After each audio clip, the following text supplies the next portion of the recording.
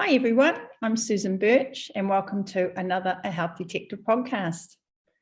My guest today is the wonderful Dan John. Dan has managed to combine a career in academics, athletic coaching, and also as a high-performance athlete. And he's been a huge influence on my life. He has helped me with my philosophy as a trainer, as well as my own journey in the weight room and my approach to life in general. He's written many books. I think I've got just about all of them. He's a public speaker and he's a major influence in the world of strength and conditioning.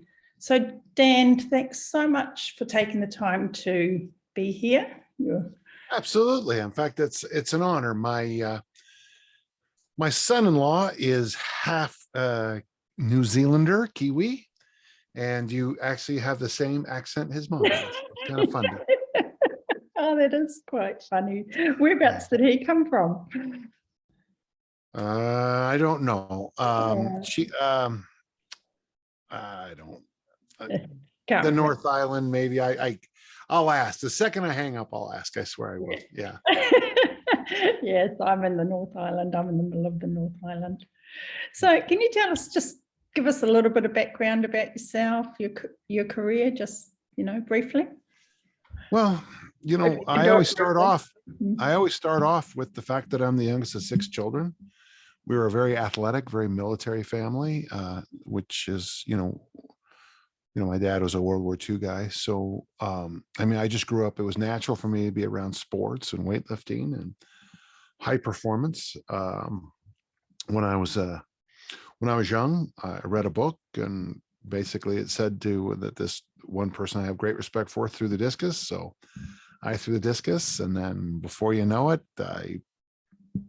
I was spending every spare moment of my life throwing the discus and lifting weights. And I was a good student. And so here in the United States, I went to Utah State University, which is a very famous discus throwing school.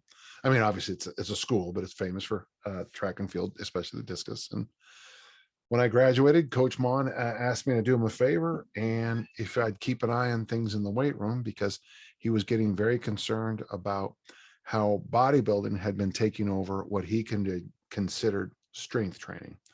And so it was interesting, even at the time, this is 1979. In 1979, we were already trying to steer sports performance away from bodybuilding. And it's interesting because now it's 2022 and we're still having the same problems. In theology, we call it a steno symbol. It's a word that has one meaning. So if I say we need to lift weights, the steno symbol in 2022 is, I show my right bicep. Or if I say nutrition, it means fat loss. If I say, you know how it goes. Yeah. A steno symbol is when a whole field gets driven into a tiny fraction of what it is. And of course, the downside is that, if I find out you're a nutritionist, my first thought is you must be a very boring person who lives on rabbit food and only drinks water, and you're miserable all the time. Right. And right. You know how it goes. Yeah. Because that's what diet means. And and all I concerned about is triceps and biceps. And so he was very wise. Of course, his anniversary of his death was just the other day, July 3rd, 2006. And I always thought that he was so far ahead of the rest of us. So I dedicate a lot of my coaching to him and Coach Lahati and Coach Notmeyer. And here we are all these years later, 44 years later. I'm still fighting the same battles I fought back in 1979. And I don't feel like I'm getting any better. I don't feel like I'm making any difference at all. Here we go, because that's what you do. Yeah. Well, you've definitely made a difference in my life and philosophy. I started off way back before I trained in sports. Doing the usual thing back in the late 1970s, 80s, running. It was always running to lose weight. Yeah. And I blew up my knees, and I went to my doctor, and he said, well, you have to stop running. And I was devastated. And I said, well, what am I going to do? And he said, well, there are other exercises out there you can do. And I went into our little local town, and they had a little bodybuilding shop, and I bought a book and a couple of little, you could change the plates on the dumbbell kind of adjustable thing. plate dumbbells. Yeah, Sure. And went home and lay on the coffee table and did presses and triceps, and that was the start of it. And I'm not athletic. I was never good at sports, and it's taken me, the last 43 years of, trying to learn the lifts, but I've loved it, and it just fueled my passion. And then I loved your approach because it was really about getting stronger, and I just kept trying. Yeah. So it's been great. Yeah. So it's such a delight to talk to you. So, well, you've been a great sports person and achieved a lot sporting wise, and also a great coach. But today I want to talk a little bit about why people like me, just normal people who aren't particularly athletic maybe, why we should be lifting weights, why that's so important, why muscle is so important.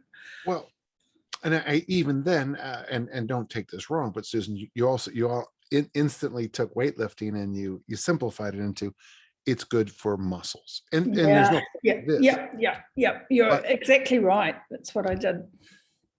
But for most women, one of the things I really try to encourage them is that, osteoporosis and that whole family of bone loss is a true issue. Now, obviously, I think there's other factors, no question. I think there's genetics. There's always genetics. Okay, let's just say there's DNA. I mean, if your mother, your grandmother, all your aunts, and all your female cousins all had some problems, you might want to think you probably want to take care of some things earlier.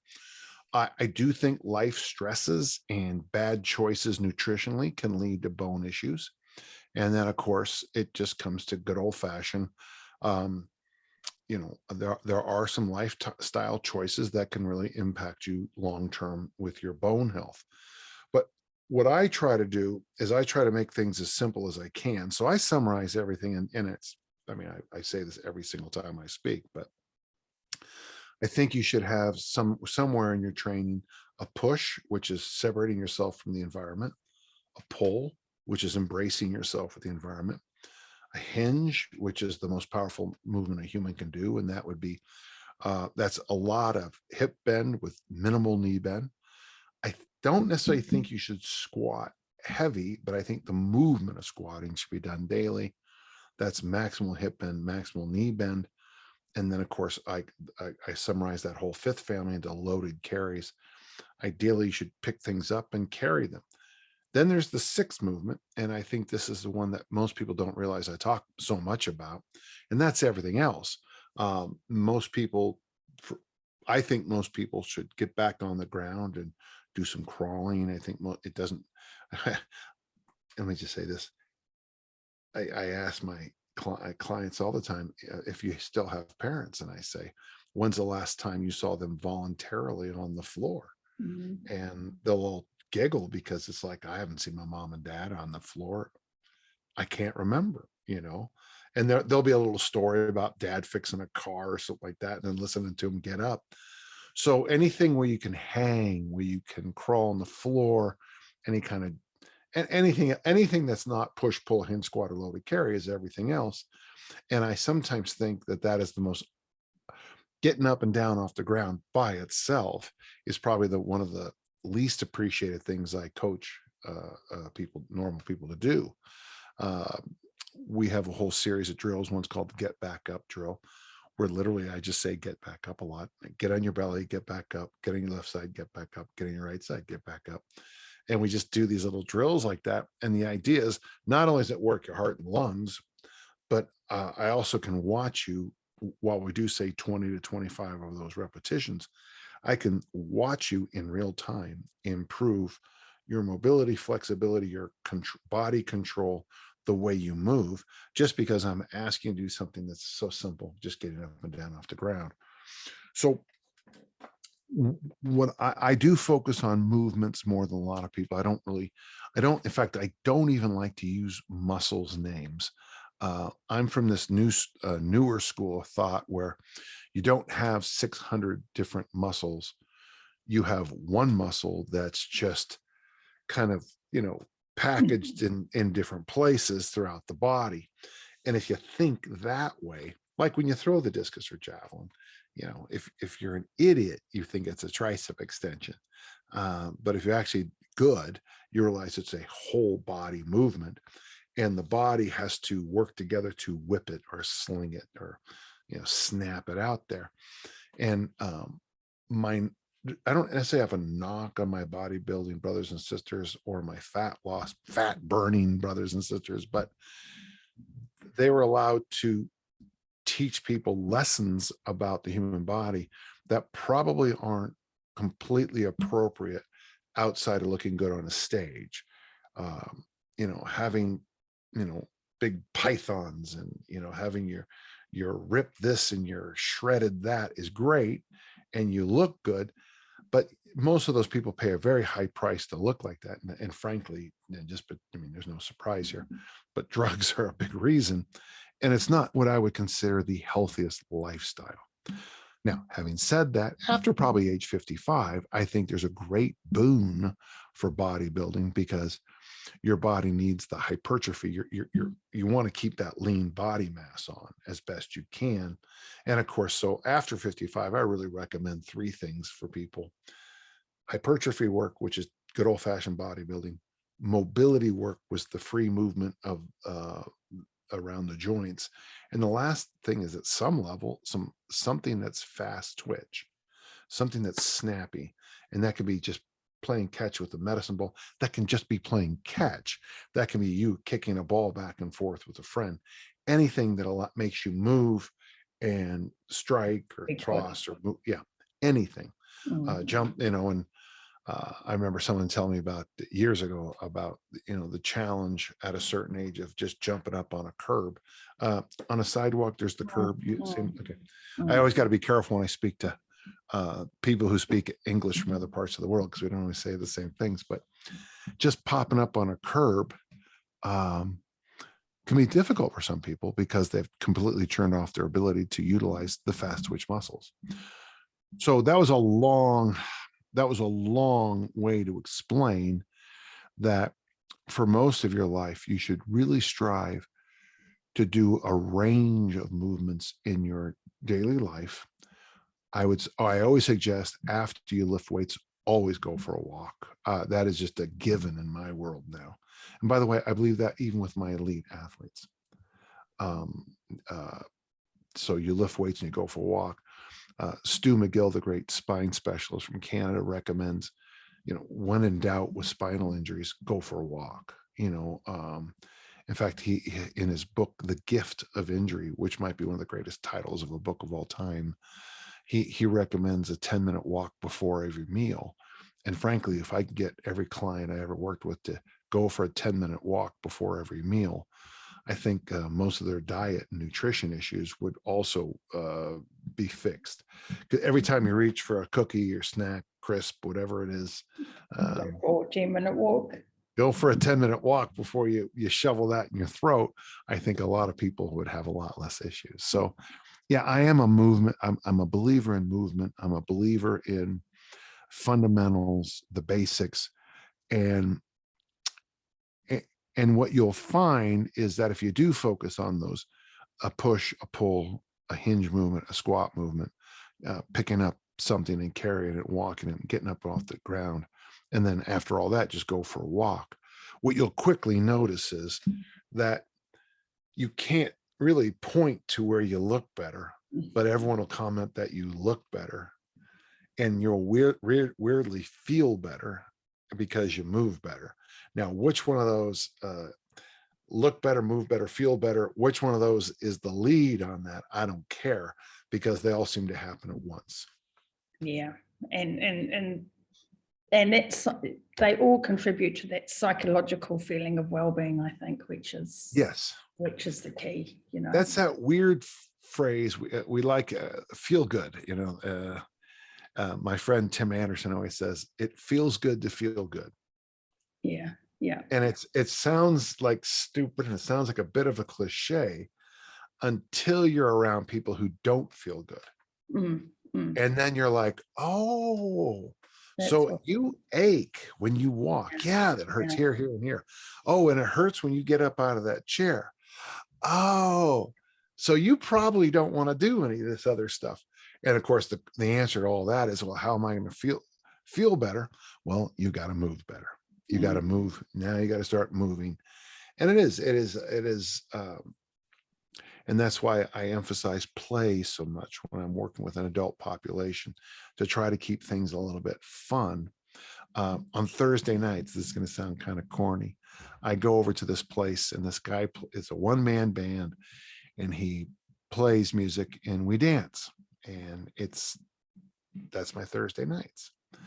And I know it sounds corny, and it probably sounds, probably a few people are going, oh boy, this guy is just a coot, but I love it. And, you dance for 2 hours and you don't think about it. I don't count my calories. I don't have a little, heart rate monitor in my ear. We just dance. And that's what I try to encourage people to do. I walk after every workout because that's when I get a chance to talk with my friends. And, when you walk for, do you guys do miles or kilometers there? Kilometers.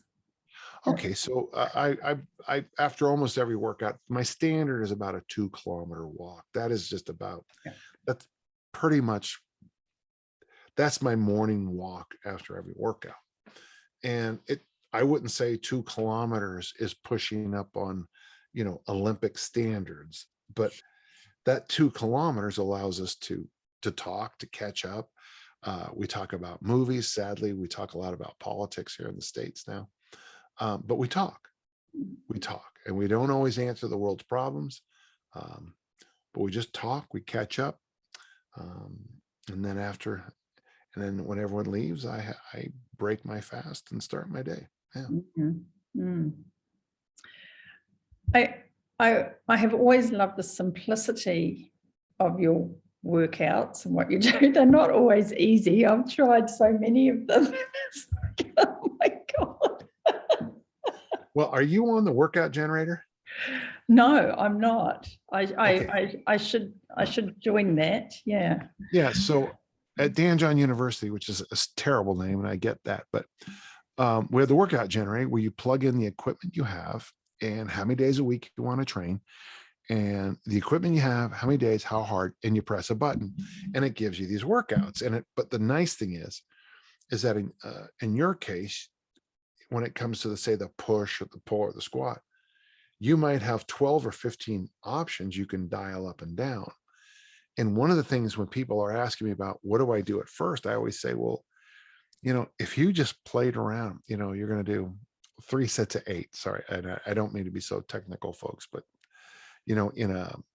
and today you decide to do that press option, and you decide to do that pull option, you decide to do that hinge option, and you learn this new exercise you've never tried before, and you finish it. 2 days later, you come back for the next workout, and you didn't like that one, but you like this one, so you do that one again. Well, this is that encyclopedia of movement that your body kind of craves. So yeah, I mean, I did show a video of the 4 most basic movements on my, I guess my Instagram site about a week ago, and people got a kick out of it because they didn't look very hardcore. But the funny thing is, I laughed after. Maybe I should share this with my site, is that just demonstrating those extremely easy exercises. When I got done, I went, whew. So I'm doing all these fancy things with Olympic bars and kettlebells, and yet, doing some push-ups, high push-ups, pike push-ups on a tree got me tired and sore. I'm like, what, so it is about, I think if I would like your listeners to know, A lot of it is about exploring movement, but more important, so there's two sides. There's exploring movement, and then you might have missed it. 2 days later, you come back and you try something else. And in a couple of days, you come back and you try something, but you keep coming back. I'm a big believer that progress is brick by brick by brick by brick.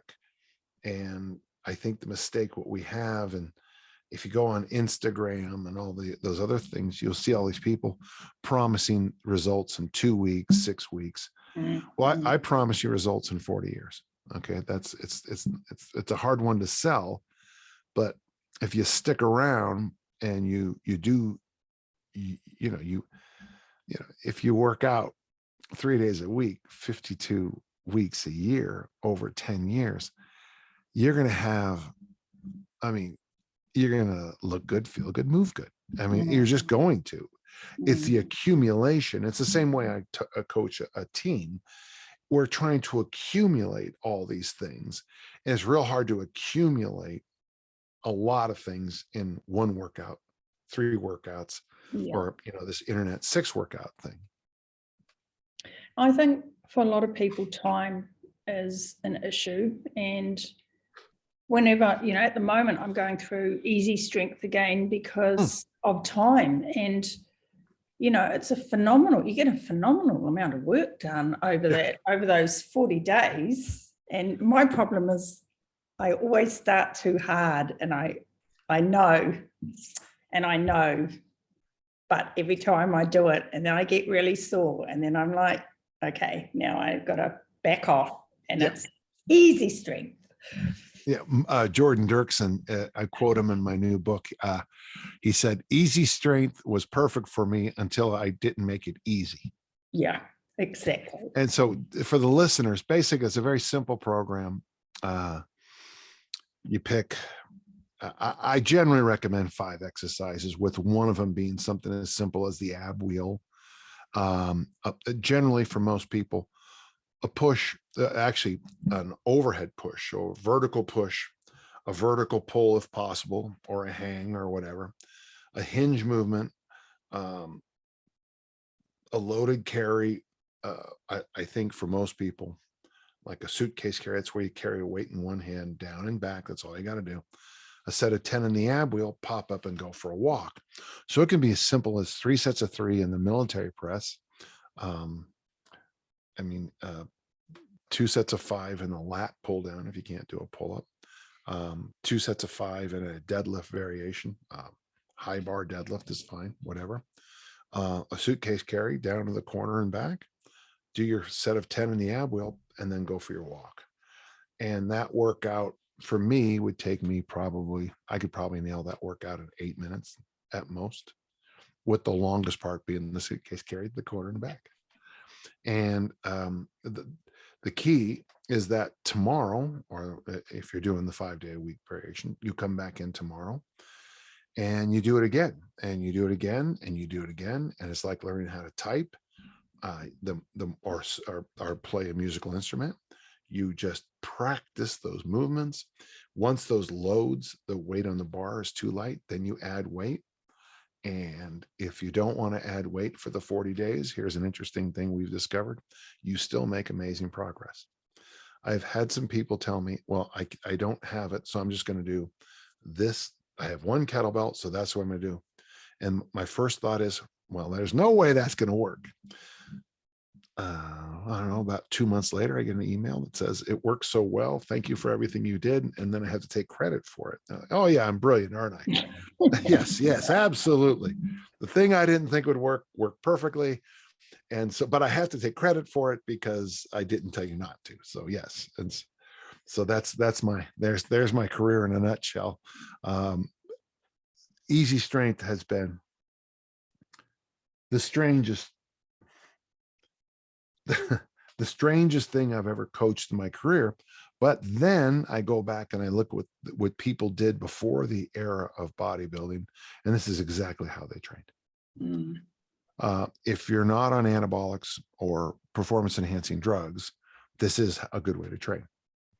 Now, if you decide to go dark side, then obviously, then you have other tools at your disposal, but you are going to pay a high price. And this is very sad. I mean, the number of friends of mine, Susan, that I've buried, but they had these great careers and they danced with the devil with the drugs, and then, you know, boom, now they have to pay a high price.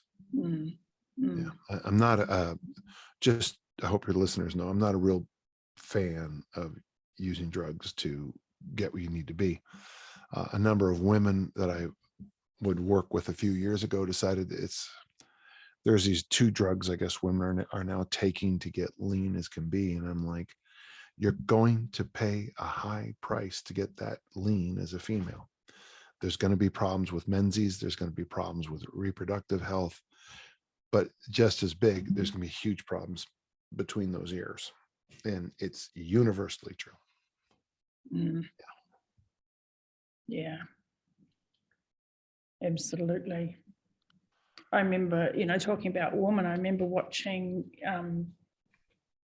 your wife, Tiffany. I don't know whether I'd bought some videos you'd done or whether it was an online thing.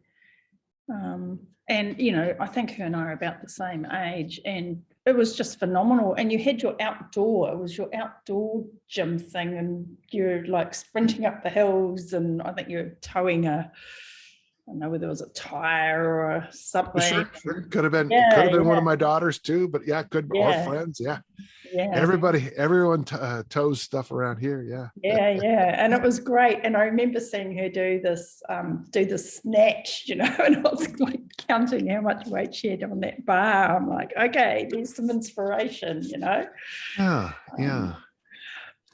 It's been and then you know, many of my other female clients, for some reason, I'm all of a sudden I become very popular with 50-year-old women, which, you know, I guess, you know, there you go. I guess that's the key, huh? What can you say about that? I'm finally one of the cool kids, you know. But I am interested. And very often here in the United States, when someone is in their 50s, it almost seems like we have to flush, if you will, a lot of weird baggage that they've been told their whole lives. I got one woman I work with who told, I think her brother used to tease her for having thunder thighs. Well, you want strong thighs when you're in your 50s. And, you know, another woman complained that when she was young, they used to say she had a balloon butt. Well, there ain't nothing wrong with a balloon butt, because the glute is a major engine. But this, you know, when we had this, you know, the Jane Fonda go for the burn. So you were going for the burn in the gym, and then you were going in the aerobics, you were going for the burn in the weight room. Everyone was going for the burn. And yet it's real clear that going for the burn is probably one of the worst things you can do if you want to lose body fat. It's real good if you want to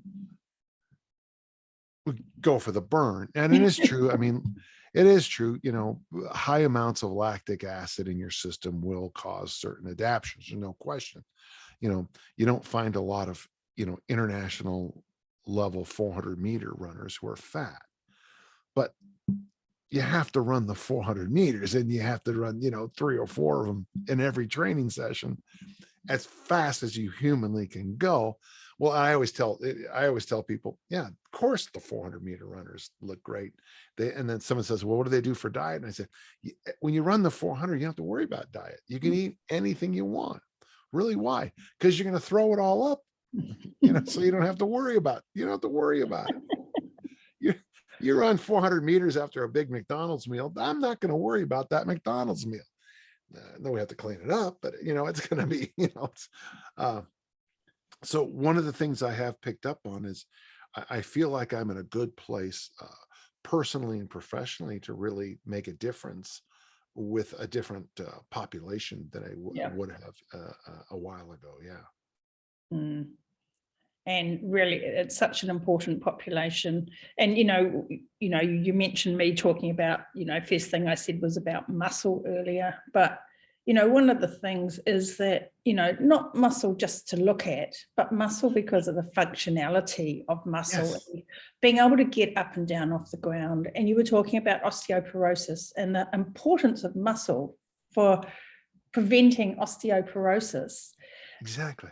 And then muscle is that energy sink for glucose and those calories. Yeah. We eat that glucose, goes into our muscle. It can't come back out. We've got to use our muscles to use the glucose. So, yes. So I do talk a lot about muscle. I think we worry so much about being over fat, but I think most of us are just under muscled to a large extent.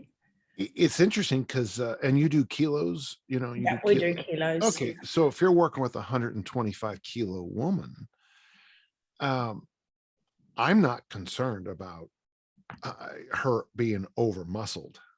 Yeah. You have the issue is the over fat. So, but the second I talk about lifting weights, the first thought so many people have, well, I'm going to put on weight on the scale. And trust me, and I work with the woman, she's 52, 53, and she's 60 kilos. And I was joking with her the other day. She had gotten up to 61. And I said, oh, we can all tell. I just had to run with that, and the thing is though, she's very strong, very tight, if you know what I'm talking about. There's no, and when I tell people that, I don't know what her body fat percent, because I don't worry about that. With females, I don't worry about body fat. I would prefer it. Like, I think probably between 19 and 30% body fat would be fine and healthy for females. Would you agree with me on that? Probably. Yeah, maybe up to 28%. I almost think 19 is almost getting a bit low. Depends on the age. Yeah. Well, and I was also thinking, because I'm working with my athletes. Yeah.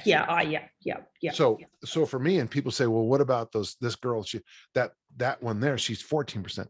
Yeah, she's 14%, but she's not an international level athlete. Yeah. Because once you start sneaking down that, 19 is what Josh Hills calls rock star hot. Right. And what I've picked up on is that when he showed me what kind of signs, you're looking for, I don't necessarily want a six pack on females, but I do like to see a difference between, so on the outside of the six, so here, I'd like to see a line.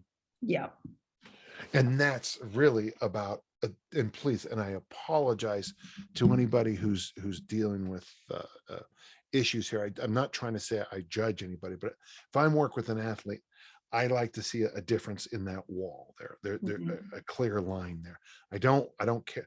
I'm not a fan of 6 and 8 packs for women, because very often they have to work far too hard. And then of course there's so much DNA that's involved.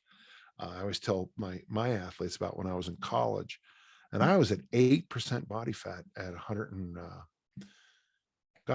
I was between 99 and 105 kilos as a thrower. Okay. But I was because I Olympic lifted and I threw the disc, and I was burnt. I was a fat burning machine, In fact, my coach, Kevin Brady from New Zealand, recommended to me my senior year to drink more beer, because I couldn't keep my weight up. I went 105, 104, 103, 102, 101. And he walked up one day and he said to me, because I was just falling apart. He said, you need to drink more. And of course, it's not beer, it's beer, right? It's beer. Yeah, beer. Beer. There's no R there, beer. And then we had an African-American football player waterway in at the same time. And he was 25% body fat, but he had visible six-pack abs. I think that's just because of the way the DNA broke out. Now, he's no longer with us. He had a real issue with diabetes as an adult, because when he retired from sports, we all get a little bigger, but when you're at 25, he went to 35, 40, 50. So so when I'm working with females, I don't want them to over worry about body fat. And I also don't want them to over worry about getting too muscular. but I feel like I'm pushing against this monolith of this idea that, we got to be, you got to look like Gwyneth Paltrow or these other, and a lot of that is that's just the luck of the draw. Yeah. I have a female friend who I'd love to see what her gut biome is like. I mean, her diet is trash, but she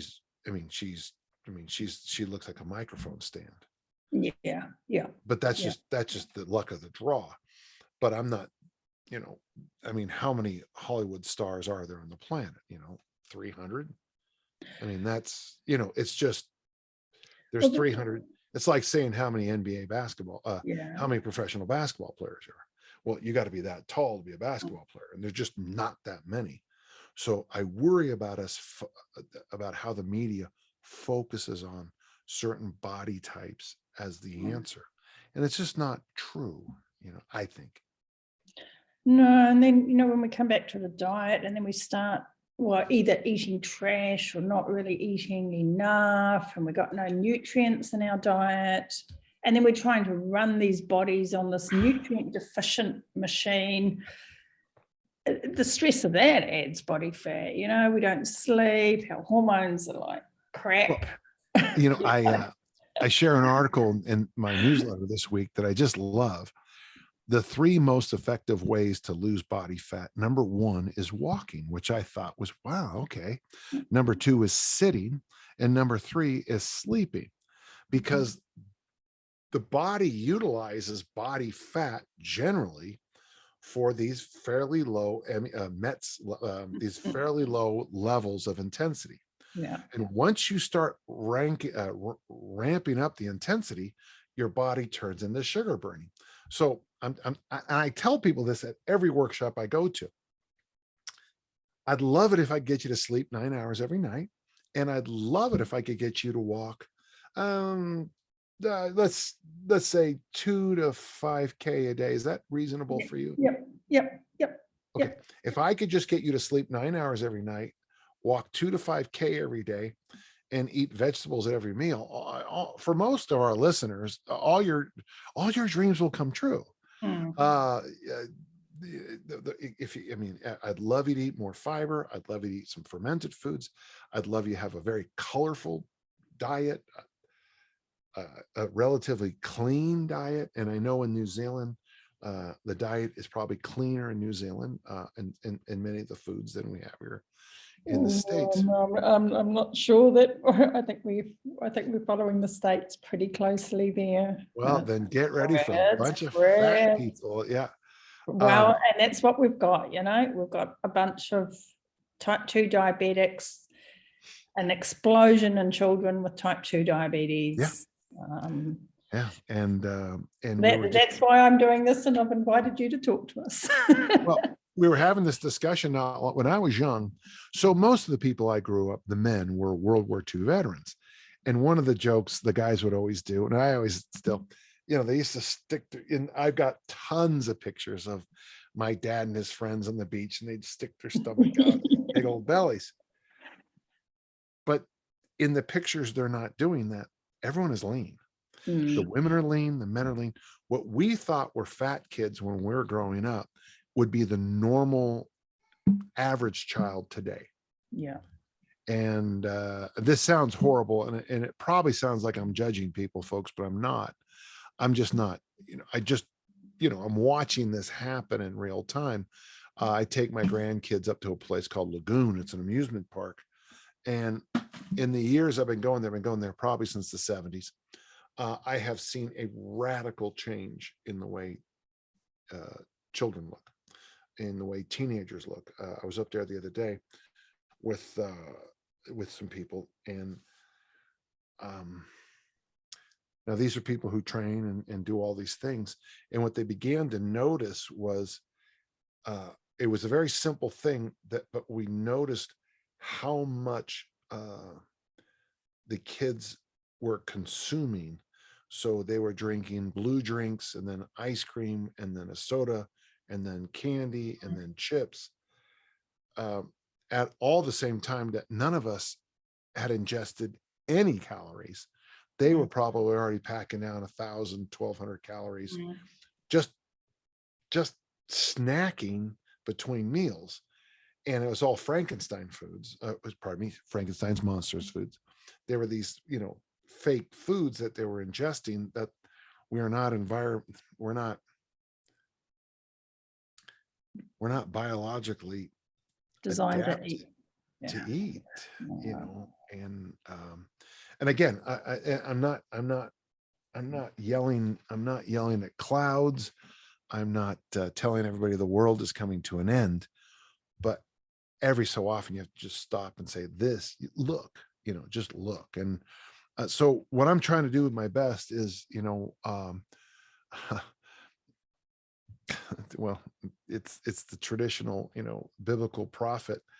I'm not foretelling, which is fortune telling. I'm not fortune telling.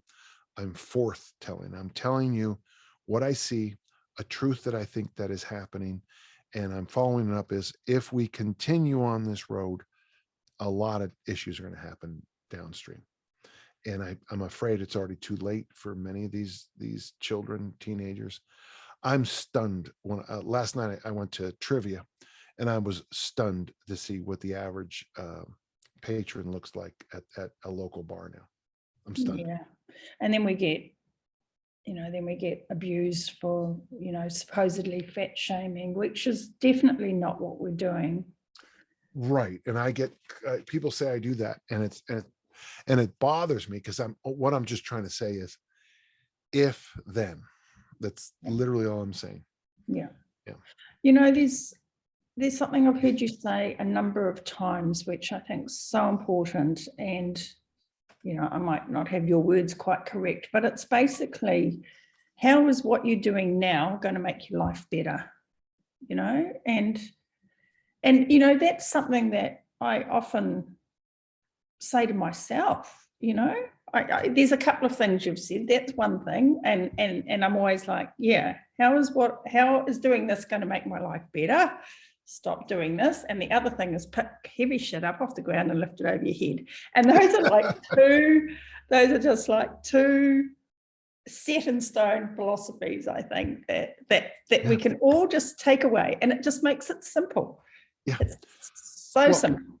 In the new book, I talk about one of my military guys asked me, and I have a thing called the movement matrix, and one of my military guys said, well, can I just do, it was an explosive overhead movement, front squats, and suitcase carries. And I said, I don't know if I could find a better program to give you than explosive. It's called a push press, front squat, and suitcase carry.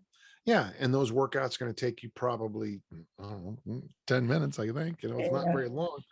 And if you want to make it harder, just stick with those 3 exercises and do more. And if you want to make it easier, stick with those 3 exercises and do left.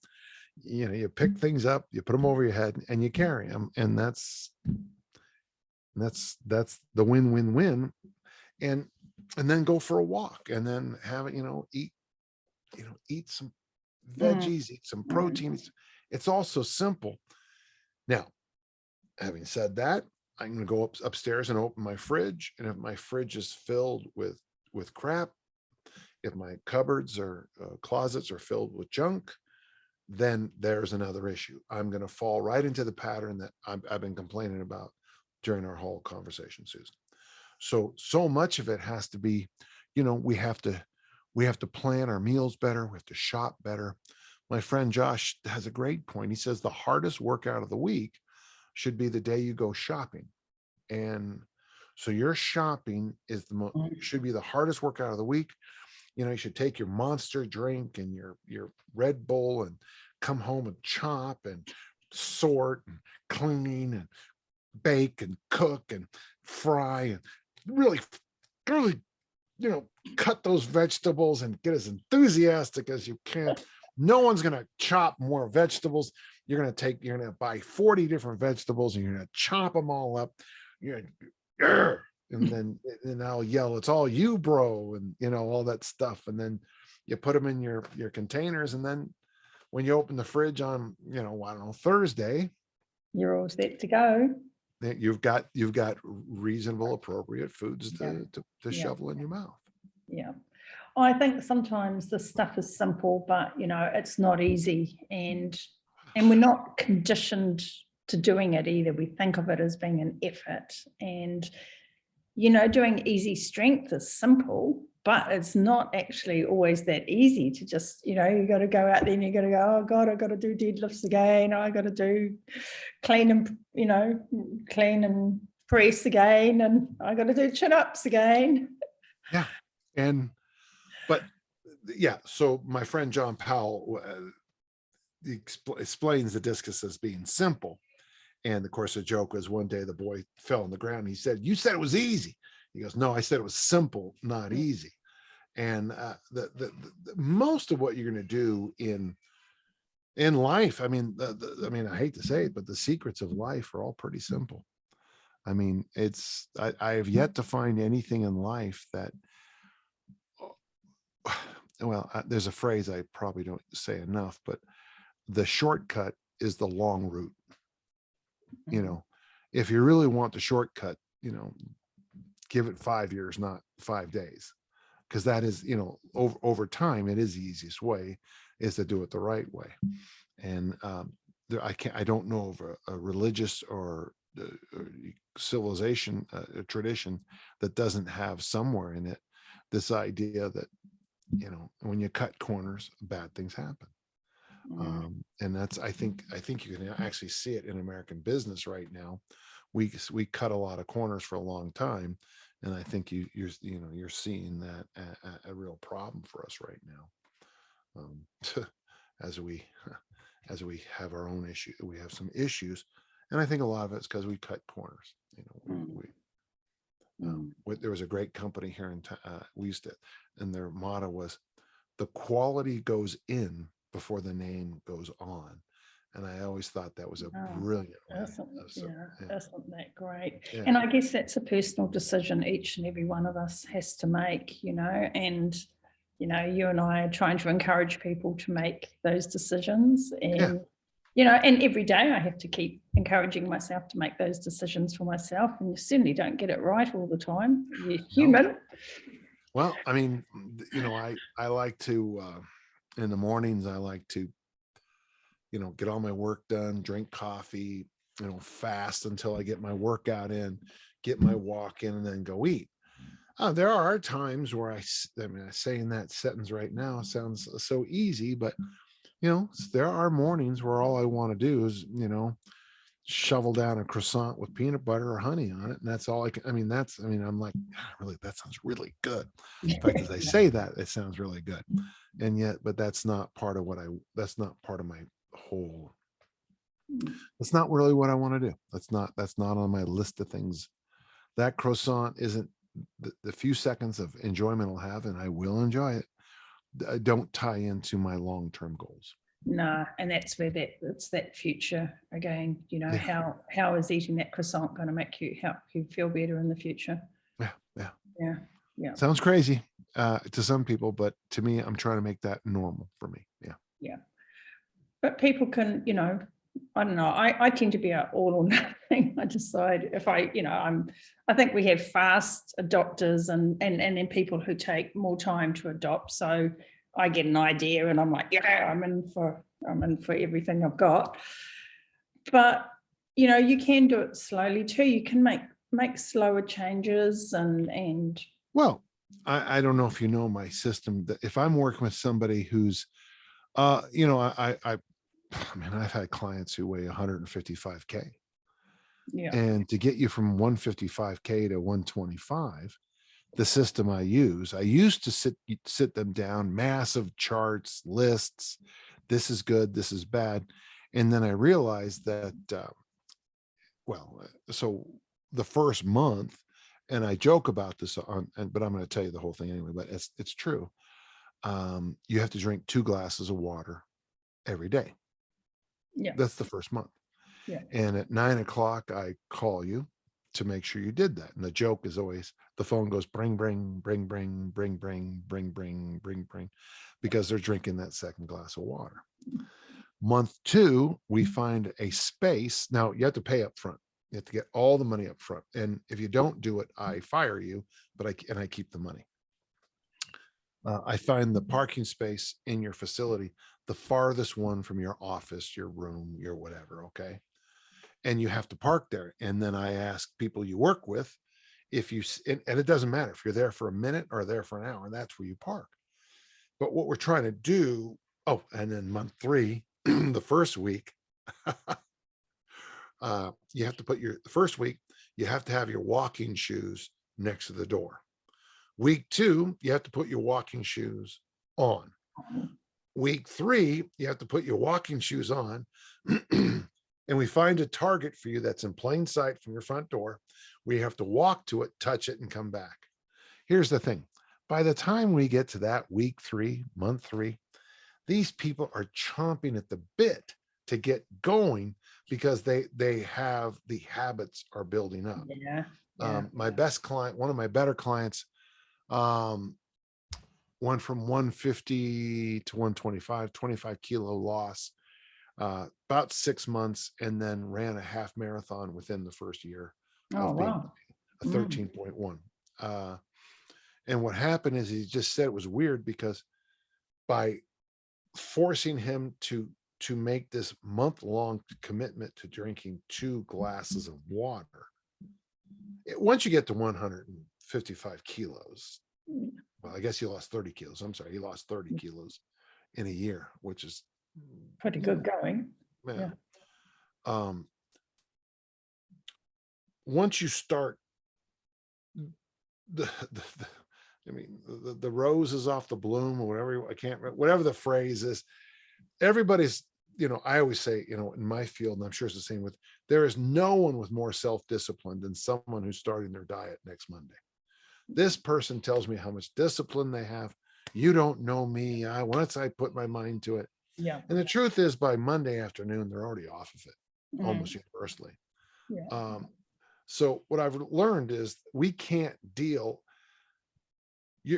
Your habits are your bad habits are so ingrained that we have to take time to turn that Titanic around and get you on some better habits. And so I make it boringly slow so that the person is chomping at the bit to do it. They want, and the nice thing is that while they're doing that 2 glasses of water the first month, very often they're already starting more walking. Very often they're already starting to look at things because all they're expected to do is drink 2 glasses of water every day. And so you put that bar so low that they have to be able to make it. So do you see a problem with all these boot camps and 30-day challenges and, Yeah. Here's the thing. First off, huge effort, tiny short period of time. So you burn sugar, you burn a lot of sugar in that time. You're not doing any fat oxidation. The intensity is way too high. Heart rates are too high. You're beating your joints up, doing all this stuff. You feel crappy, but that's what a lot of people want to feel after a workout. They want to feel crappy. It's interesting. Not a lot of people are religious anymore, but they still fall back on the 7 deadly sins: sloth or sloth and gluttony. That's why I got here. So I'm going to burn fat. I'm going to eviscerate myself. They have all these phrases. I'm going to rip myself. Well, why not just, if I can get you to lose all the, I don't know how long it would take. Well, how long would it take to walk around the whole North Island of New Zealand? God, I have no idea. It would take a while, a few weeks, I think. Okay. Yeah. If you decided that you're going to walk around the entire North Island, and how would you do it? Would you sprint the first? Would we just sprint? No. So what you have to, and I tell you one thing, if you walk the whole thing, I guarantee there would be body composition changes, especially if we could, monitor your, have some rules, like you have to have 3 vegetables at every meal, I don't know, eat more seafood or whatever. I don't know, who knows? But that is, so no, I'm not a fan of boot camps because they never work long term. And they get you back into this idea that I have to brutalize myself. I have to beat myself into submission. There's something I think a lot, Susan, and I think it's an important concept to remember. The body you have, the body I have, as we both sit here talking, is the body that my mind, my body, my soul and spirit have agreed to have at this moment, on this moment in 2022 as we speak. So if you find yourself, you wake up and you're 60 kilos over where you think you should weigh, which is a fair amount of weight, that's because you and your body have agreed that that's the weight you want to be. Now, you can disagree with me, but that's where you are. That is this is the balance point, the equilibrium that you're at right now is this body. This is what your lifestyle, your dietary habits, your sleeping patterns, your food choices, your choices. This is the body you've agreed to have. So to turn things around, you have to essentially do a little bit of biochemistry. You have to make some changes. And I don't think change goes quick. I'm not a big believer that we can turn things around that quickly. Now, I'm a big believer that you can change your mindset with one quick decision. You can change your mindset very quickly. We had a lot of real liberal people here in the United States on 9/11 change their mindset overnight. Well, when the impetus is big enough. Yeah. And I'm sure that, a lot of people who never did a brave thing in their life, when something big happens, it could be a volcano or something like that, I don't know, they instantly become much more caring about their fellow person.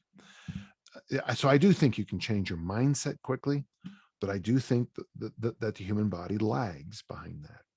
And I think that's why it's so important that you spend quality time. If you, it's a cliche, and I like it. Most people overemphasize how much they can do in a day and underemphasize how much they can do in a year.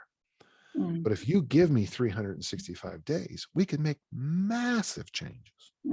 Literally. Well, in the one case, what was it? I can't do the math again. 350 to 220. He lost 60K in a year. The one young man I worked with, massive shift in body dimension in a year. Yeah. But not in a month. Or a week. Or Yeah. And in some cases, we can change things. We can change the mindset instantly, but the nutritional decisions you make will undermine. If you eat too much sugar, you drink too much alcohol, you start making, you go back to bad choices again. I always tell people this, and they hate this: you are the sum of your habits. Yeah, exactly. I loved how you said that before about, it's been an agreement between your mind and your body and everything. That's been an agreement that's got you to this moment. Yeah. And you can say, well, and I get a lot of pushback from that one, Susan. That's the one people. So what's the pushback? Why the pushback on that?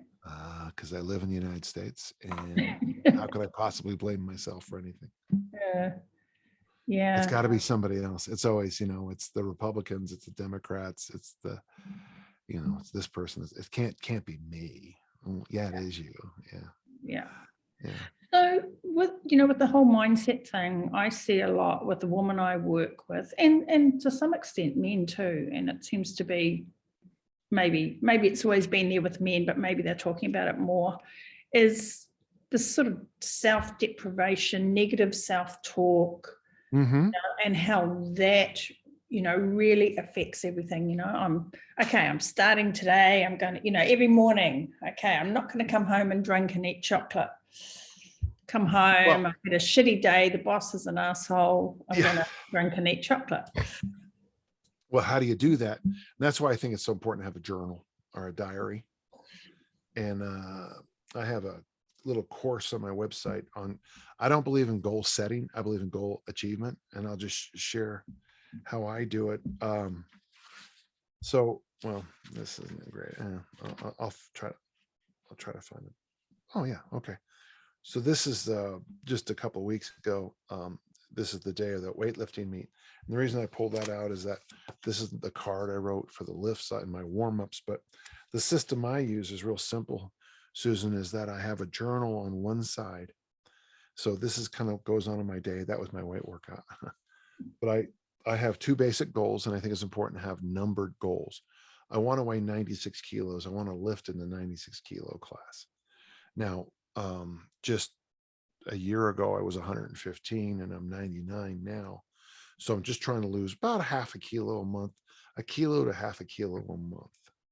So I want to do it almost imperceptibly. So my body doesn't even know I'm doing this. A friend of mine named Clarence Bass, one of the great bodybuilders, those are all his books right there. One time he got a call from Muscle and Fitness magazine. Oh, we want to do a photo shoot in 3 weeks. So he said, 3 weeks, I'm not in shape. So we went into his journal and diary and looked it up, and he figured out that if he just ate one less piece of bread every day and added a 15 minutes to his walk, his body fat percent would be right where he needed to be. He was in the best shape of his life by dropping one piece of bread and adding 15-minute walk. Now, to me, that's where you want to be in your body, so that literally you can just say, well, I'm going to have and trust me, your body's not going to notice one piece of bread a day, but that 100 calories, 150 calories, plus the extra walking, make that difference. And it's probably only a 200 calorie a day difference. But over 3 weeks, 200 calories, do the math on paper, that would be, Yeah. Do you think though you need to be in his kind of shape for that to work? Do you think? Oh yeah. No, absolutely. But the idea is if you have numbered goals, it's much easier, I think, to deal with. Now, I'm not telling your listeners to do a body weight goal. I'm doing that because I'm a competitive weightlifter, and that's the class. Okay. So, I mean, once I get down to, when I'm at 99 kilos, I can lose 3 kilos in a week without, it's not healthy, but it's easy to do. Yeah. The other goal is a financial goal. And I have this number in my head that I want my business to be at. And it's weird because I can see by the statements that come to me whether I'm on the right track or not. So one of the things I try to emphasize with people is to have 2 goals that you think about every day. You write them down on a piece of paper, and you think of different ways. Oh, what can I do here? And then you also keep on the other side of the piece of paper. So every day I have, I weigh in because it's a weight goal. Again, gentle listener, that maybe that's not for you. And then I write down my workouts or anything that came up that will impact it up or down. I write down my to-do list on the other side because that's mostly business stuff. Yeah. And then on the other side, I write down, today I went to the movie. I saw Death on the Nile.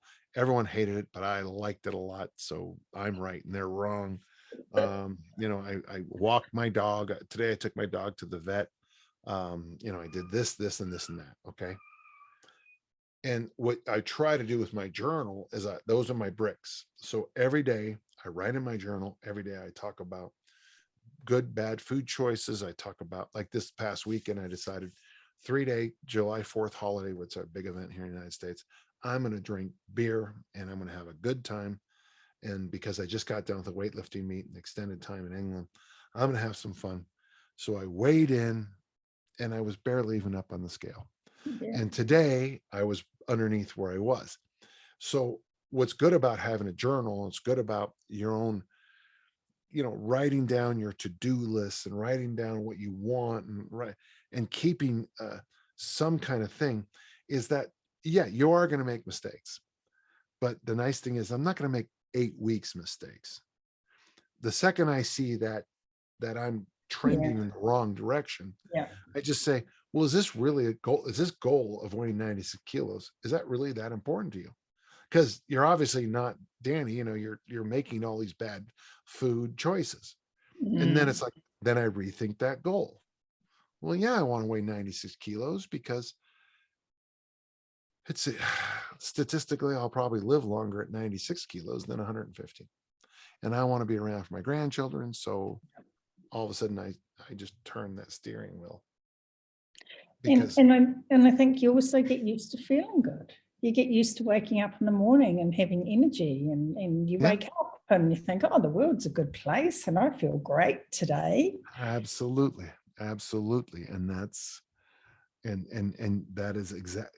I couldn't say it better. And you wake up, you slept 9 hours, you slept your 8 hours, whatever it is. I wake up and I do a 15-minute meditation because it helps with I have concussion issues from American sports, and I my coffee is already made. I mean, I'm drinking coffee and answering emails before my breath stinks, my hair is stupid, but I'm working, getting things done, and my afternoons are always wide open, always. So I can read murder mysteries or watch a movie or Mm, just hang out or do any damn thing I want mm, because I try to. It's in our system, and the system I use is called feed forward. What you're trying to constantly do is set yourself up for better and better outcomes coming up. So if I sleep for 9 hours, there's a real good chance I'm not going to eat that croissant or that donut yeah, because I don't. If I drink enough coffee, then I can just say, well, I'm going to eat after I work out. I'm good. yeah. After my workout, I'm feeding myself forward. I'm going to make sure I get.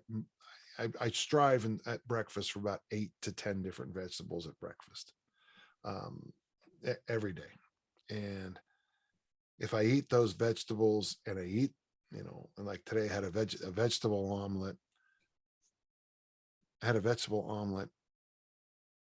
and cottage cheese, and and there was plenty of food. I was full, and of course now that I had that protein, now I'm full. After we talk, I'm gonna go up and have my afternoon snack, which is usually just like fermented food like kimchi and usually some oatmeal with seeds in it. And so when dinner comes around 2 hours after that, I'm not, and I'm not trying to drown my hunger in beer Mhm.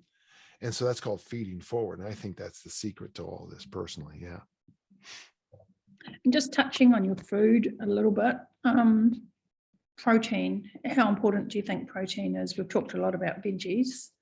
Well, I mean, they told us at the Olympic Training Center, I think it was 1984, and she just shrugged her shoulders and she goes, I don't know what the big deal is. She goes, protein and veggies at every meal and drink water.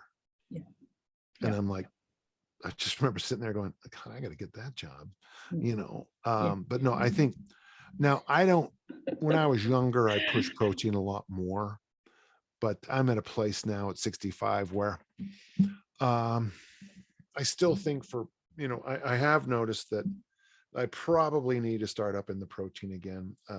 But that's just a personal thing, gentle listener. It doesn't mean for everybody. But yeah, I would say protein. The thing is, if you're getting the protein, if you're getting good sources of protein, you're probably also taking care of the essential fats. Yeah. If And a you're, whole lot of your micronutrients as well, yeah, well, yeah. Yeah. So, I mean, if I'm eating quality seafood at a meal, I love, depends on where seafood chowder or fisherman's chowder, depending on where you are, where it's just this combination of all these foods from the sea and with root vegetables. If I'm shoveling that down, I'm pretty confident I'm getting my protein in. My breakfast is usually, I think it's 3 eggs, which isn't a ton, but it's quality. And it's in an omelet, so all those chopped vegetables are in there. And again, like you're talking about those little micro things. There's some interesting research that's been coming out in the last few years about the gut biome. Basically, especially Americans, we need more fiber in our diet, and you probably don't get any at the fast food restaurants at all. We probably need more actual vegetables, like raw vegetables, and you're not going to get that at a fast food restaurant. And there's probably a need for some level of fermented food, and that, of course, coffee's fermented, booze is fermented, tea is fermented. I think chocolate's fermented. Almost every tradition has, kimchi and sauerkraut. You already eat a lot of fermented foods, but I really go out of my way to push that because it makes me feel better. Yeah. Fantastic.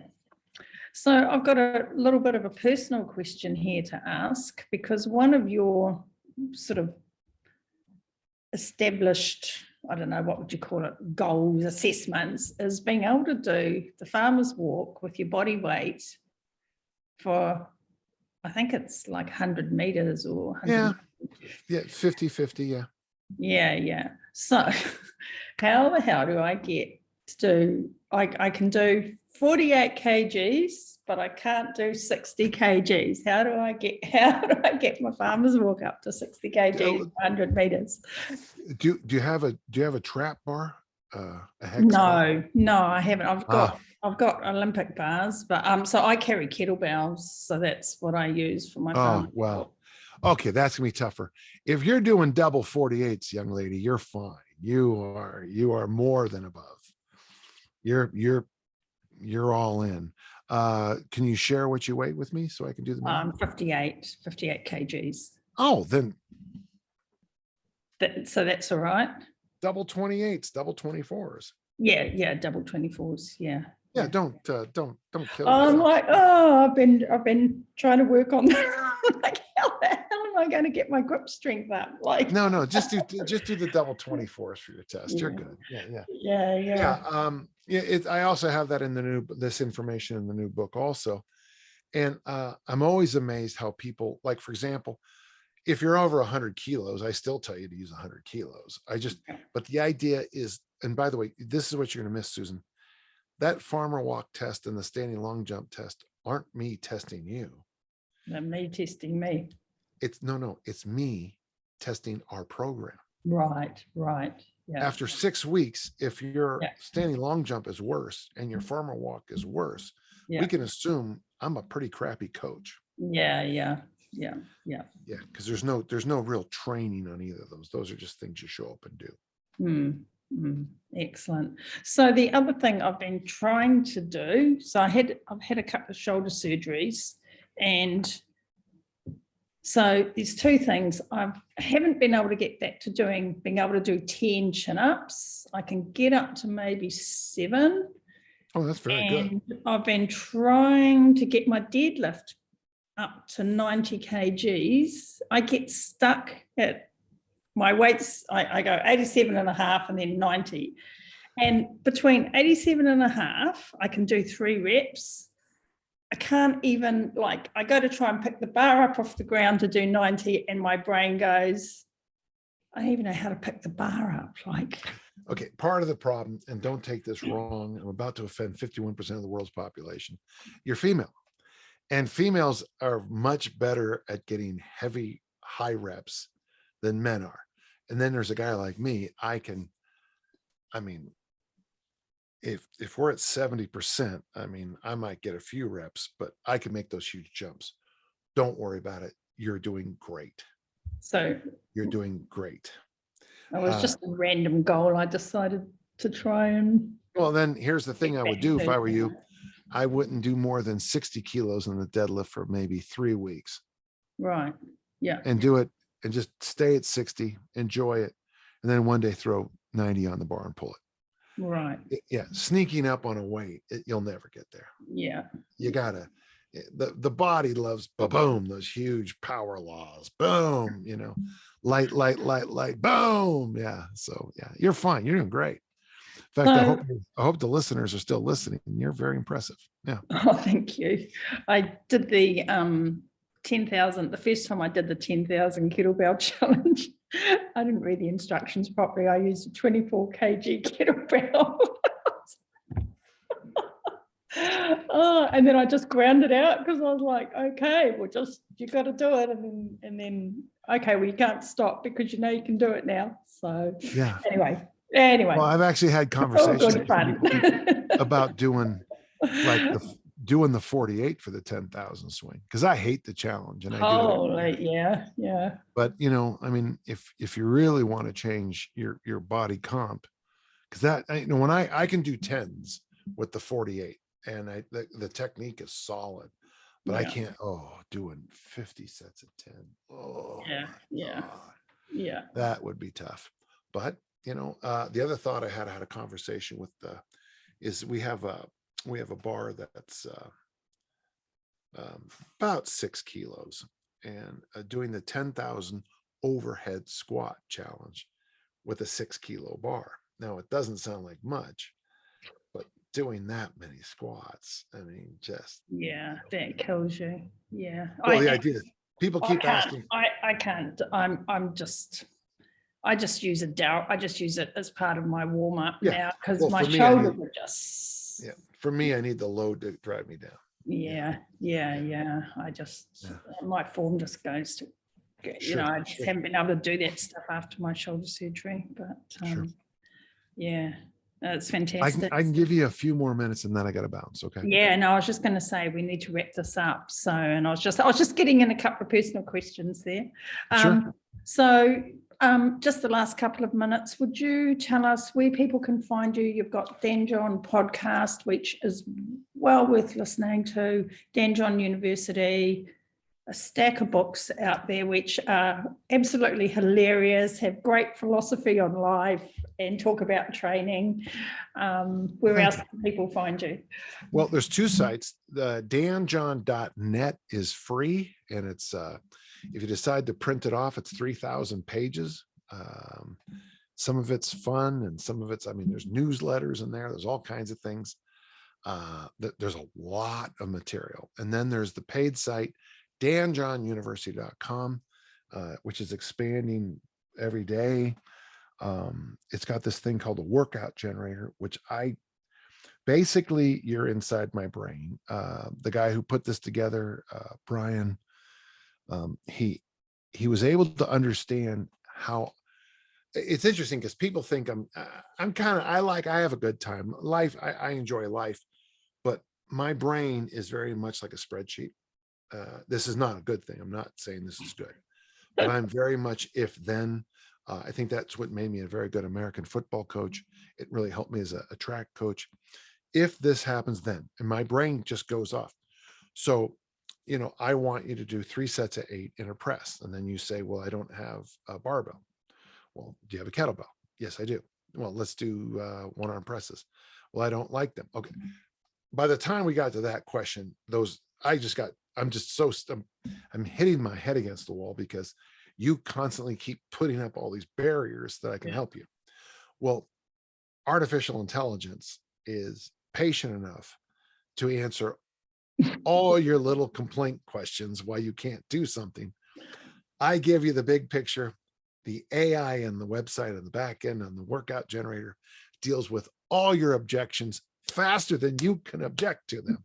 And so I think it's marvelous. But there's, on the books, there's probably, I'd say 1,000 pages of downloadable books. I've had friends donate books to the site, Tim Anderson, among others, Marty Gallagher, because they want their work.